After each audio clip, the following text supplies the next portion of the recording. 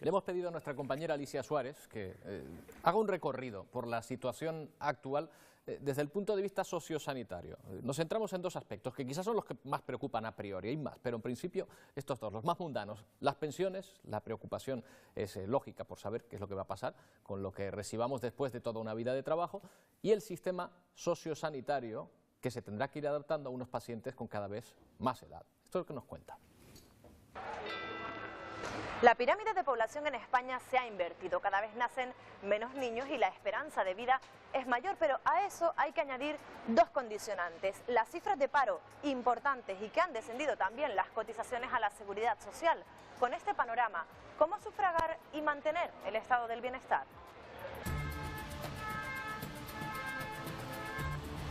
El sistema sanitario, tal y como lo conocemos, se sufraga con los impuestos y se diseñó cuando la esperanza de vida en España era menor a la actual, que ronda los 80 años.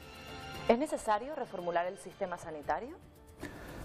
Sí, evidentemente, es necesario reformularlo. Le aporto unos pequeños datos, en concreto en Canarias. El 14% de la población de las Islas Canarias es mayor de 65 años. Esto significa que hay un envejecimiento progresivo de la población en los últimos años y este envejecimiento afecta a todo el sistema sanitario. El 55% de los ingresos que se provocan en los hospitales canarios corresponden a población mayor de 65 años.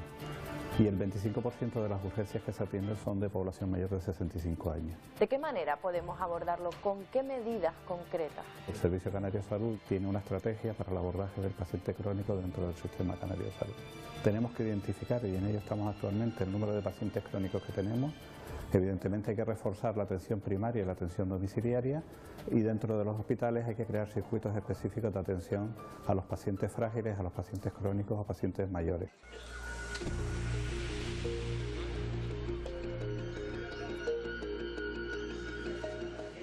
Pero también preocupan, y mucho, las pensiones. Hay una relación directa entre nuestro problema estructural de desempleo y la capacidad para sostener el sistema público de reparto de pensiones. Según el Instituto BBVA de Pensiones, en Canarias existen 3 trabajadores para pagar la pensión de cada jubilado, una cifra superior a la media. El mínimo necesario son 2 trabajadores por cada pensionista. A día de hoy el sistema está bajo mínimos. Hay 17 millones de cotizantes para más de 9 millones de pensionistas en toda España. Con este panorama no es de extrañar que nos hayamos familiarizado con el término Fondo de Reserva de la Seguridad Social, o la llamada hucha de las pensiones. Se creó en el año 2000. A esa hucha va a parar, si lo hubiera, el saldo positivo de la tesorería tras haber pagado todas las pensiones. En el año 2011 tuvo su máximo histórico, alcanzando un total de 66.800 millones de euros. La falta de cotizantes a causa de la crisis la ha hecho disminuir más de un 50%. A día de hoy, el fondo de reserva asciende a 32.481 millones de euros. Habrá que revisar cuál es la sostenibilidad del sistema de pensiones. El fondo de reserva se utiliza para pagar fundamentalmente las pagas extra de las pensiones. De mantenerse las condiciones económicas actuales, esos 32.000 millones de euros durarían solo 3 años. Si siguen esas proyecciones, pues algo hay que hacer, es evidente.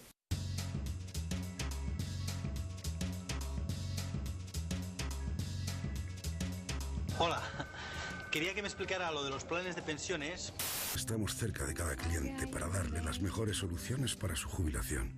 Somos expertos en ayudar a nuestros clientes a planificar su jubilación. Nosotros ponemos el plan y en forma se pone Paco. Según un estudio del Instituto BBVA de Pensiones, el 86% de los encuestados considera necesario ahorrar para la jubilación, pero solo ha comenzado a hacerlo el 46% de ellos. A día de hoy en España hay más de 113.800 millones de euros en planes de pensiones, un 4% más que en 2014. Tiene unas ventajas importantes y es que nos ayudan con nuestra fiscalidad a final de año. La desventaja es que ese dinero que ponemos en el plan de pensiones a veces no es tan líquido como nos gustaría, ¿no? Lo que se transmite a día de hoy desde la administración pública es un poco sugerir que los ciudadanos empiecen o valoren el ahorro privado como alternativa o como complemento, ¿no? Planes de pensiones privados que firman la mayoría de ellos, de los diputados en el Congreso, los que tienen que velar por la sostenibilidad del sistema público de pensiones. La reforma en términos sociales más importante que va a hacer el Gobierno en el año 2013. Era el anuncio de la última reforma. Para actualizar la cuantía de las pensiones ya no se tiene en cuenta solo el IPC, sino también los ingresos y gastos de la seguridad social. Es el llamado índice de revalorización que en 2016 aumentó en un 0,25%. Otro término que se incorporará en 2019 es el factor de sostenibilidad. Podría recortar la cuantía de las pensiones en función del aumento de la esperanza de vida. Para que los pensionistas de hoy estén tranquilos y también tengan esperanza en que van a cobrar una pensión en términos similares los jóvenes de hoy que van a ser pensionistas mañana. El texto además supuso un aumento de la edad de jubilación. Los que se retiren en 2027 lo harán a los 67 años. Cada año va subiendo un poquito la edad ordinaria para jubilarse.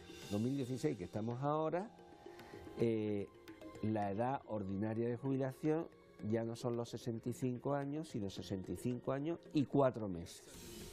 El horizonte de los 67 también lo han incluido Francia, Países Bajos o Alemania, pero allí van un paso más allá.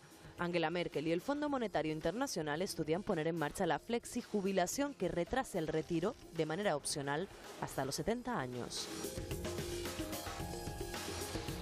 Hay profesiones mucho más físicas donde resultaría complicado seguir en activo hasta los 67 años. En cualquier caso, en España está permitido compatibilizar pensión y actividad laboral. Se trata de la jubilación parcial, la flexible o la activa. Excepción permitida, sin problemas por la norma, comunicarlo al organismo, me doy de alta y cuando dejo de trabajar reanudo la prestación, que incluso me pueden servir las cotizaciones para incrementar un poquito. Si el trabajador no se lo comunica a la Administración y compagina pensión y trabajo, se verá expuesto a multas económicas y a la suspensión de la prestación. Cada vez vivimos más y por tanto estamos más años cobrando pensiones. Faltan cotizantes, nacen menos niños. ¿Cómo combatir el reto que se planteará en 2030 cuando comiencen a jubilarse los nacidos en el baby boom español?